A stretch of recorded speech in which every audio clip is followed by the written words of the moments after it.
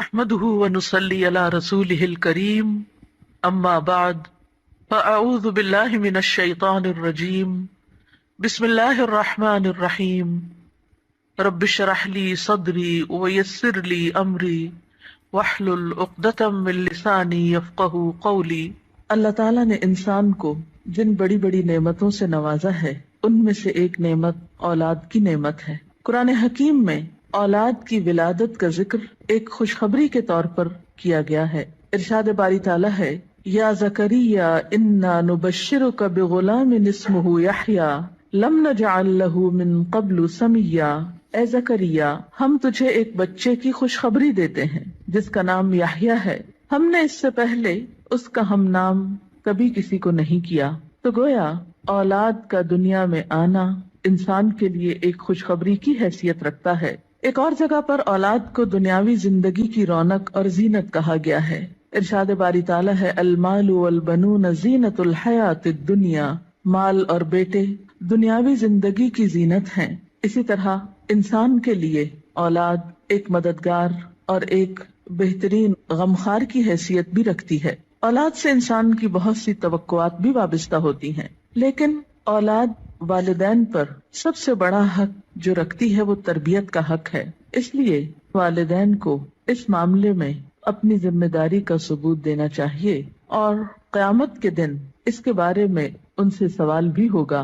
قرآن پاک میں اللہ سبحانہ وتعالیٰ فرماتے ہیں، یا ایھا الذین آمنوا قوا انفسکم واہلیکم نارا، اے لوگو جو ایمان لائے ہو اپنے آپ کو اور اپنے گھر والوں کو آگ سے بچاؤ۔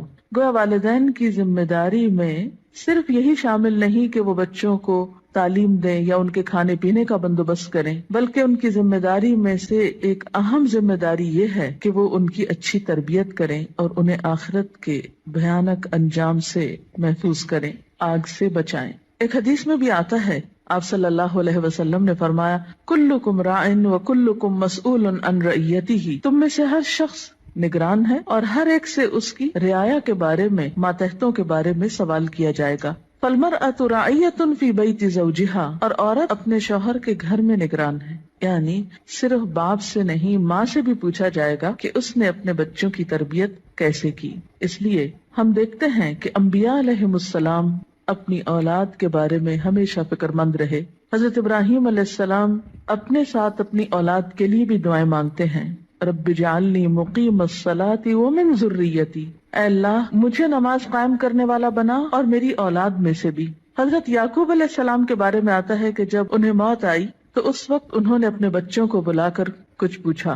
قرآن پاک میں آتا ہے، ام کنتم شہداء اذ حضر یعقوب الموت اذ قال لبنیہ ما تعبدون من بعدی، کیا تم لوگ اس وقت حاضر تھے جب یعقوب علیہ السلام کے پاس موت حاضر ہوئی تو انہوں نے اپنی اولاد کو کہا کہ میرے بعد تم کس کی عبادت کرو گے؟ انہیں اس بات کا فکر نہیں تھا کہ وہ کھائیں گے کہاں سے یا رہیں گے کہاں پر، انہیں فکر یہ تھا کہ میرے بعد ان کی عبادت اور ان کی دین پر چلنے کی حالت کیسے ہوگی۔ اس لیے والدین کے ذمہ یہ بہت اہم کام ہے کہ وہ اپنے بچوں کی آخرت کی فکر کریں۔ اس لیے بچے کی تربیت کا اہتمام اس کی پیدائش کے ساتھ ہی بلکہ اس سے پہلے ہی شروع کر دینا چاہیے۔ بچہ جب ماں کے پیٹ میں ہوتا ہے تو اس وقت وہ ماں کے خیالات اور ماں کی عادات سے متاثر ہو رہا ہوتا ہے۔ اس موقع پر والدین کو خاص طور پر نیک اولاد کے لیے دعا کرنی چاہیے، جیسا کہ قرآن پاک میں آتا ہے، رب ہب لی من لدنک ذریۃ طیبہ، اے میرے رب مجھے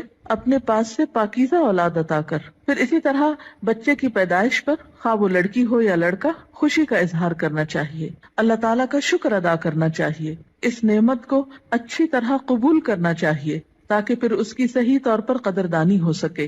احادیث مبارکہ سے ہمیں کچھ اور باتیں بھی پتہ چلتی ہیں کہ جب بچہ پیدا ہو تو اس کے کان میں آذان دی جائے، گویا پیدائش کے بعد سب سے پہلے اس کو اللہ کا نام سنایا جائے، اس کے سامنے اللہ کی عظمت کا اظہار کیا جائے۔ اسی طرح نبی صلی اللہ علیہ وسلم کی سنت سے ہمیں بچوں کی تہنیک کرنے کا بھی پتہ چلتا ہے۔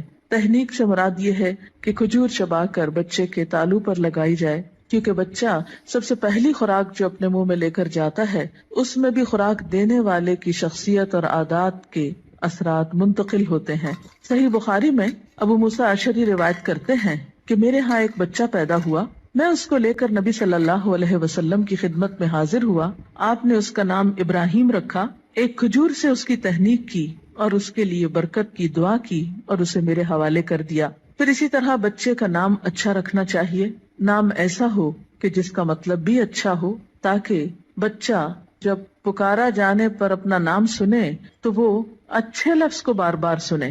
ایسا نام نہیں رکھنا چاہیے کہ جس کا پروننسیشن، تلفظ یا معنی اچھا نہ ہو. اسی طرح نومولود یعنی نئے نوزائیدہ بچے کے بارے میں یہ حکم بھی دیا گیا ہے کہ ان کے ولادت کے 7ویں دن ان کے بال منڈائے جائیں. بعض حکماء نے اس کی یا اطباء نے اس کی حکمت یہ بیان کی ہے کہ سر مڑنے سے سر کے مسامات کھلتے ہیں، نگاہ، سماعت اور سونگنے کی قوت کو فائدہ پہنچتا ہے.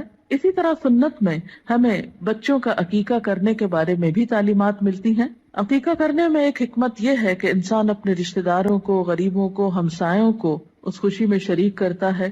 اس موقع پر ان کے لیے گوشت بھجواتا ہے، یعنی عقیقے کے جو بکرے ہیں ان میں سے. پھر اسی طرح بچپن ہی سے بچوں کے ساتھ محبت اور شفقت کے ساتھ پیش آنے کا حکم ہے. بچہ صرف غذا کا ہی محتاج نہیں ہوتا، محبت و شفقت اور کیئر کا محتاج بھی ہوتا ہے. نبی صلی اللہ علیہ وسلم کا ارشاد ہے، جو ہمارے بچوں پہ شفقت نہ کرے اور ہمارے بڑوں کی عزت نہ کرے وہ ہم میں سے نہیں. پھر آپ دیکھیے کہ تربیت میں صرف محبت و شفقت ہی کافی نہیں ہوتی، بلکہ اس کے ساتھ ساتھ بچوں کو ڈسپلن سکھانا بھی بے حد ضروری ہوتا ہے. پھر یہ ہے کہ بچوں کی تربیت کے مختلف پہلو ہیں. ان کی تربیت میں ان کی ایمانی تربیت، اخلاقی تربیت، جسمانی تربیت، عقلی تربیت، نفسیاتی تربیت،